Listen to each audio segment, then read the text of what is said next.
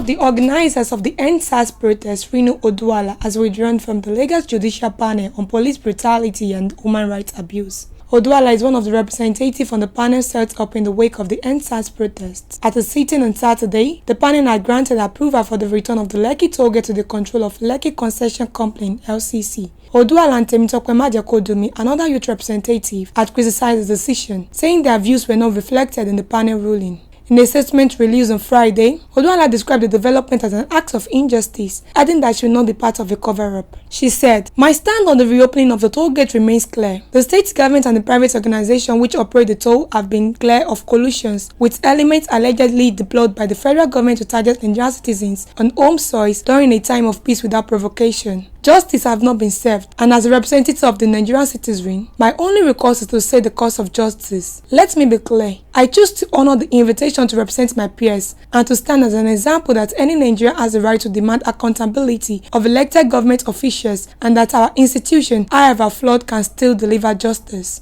What I will not do is to be part of a cover-up. I am proud that I took the invitation because some of the successes the panel have recorded so far have been incredibly powerful for the people. For the first time, SARS victims have had the opportunity to be truly seen and held by government, by the public and by the system that allowed them to be victims in the first place."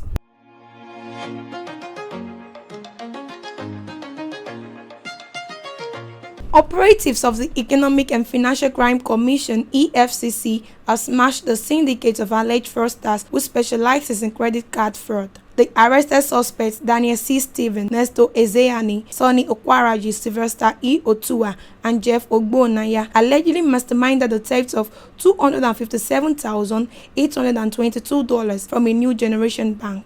The alleged fraudulent transaction was reported by the bank through a petition alleging that the bank received a mail from Visa International on suspected 60 credit card transactions. The EFCC, in a swift action, moved and arrested the 5 suspects on the 7th Avenue, First Talk, Lagos. They were arrested with several credit cards in their possession. Which they use in loading money before transferring them to other banks. Some of the suspects have made useful statements while investigations continue. They will be charged to court as soon as investigations are concluded.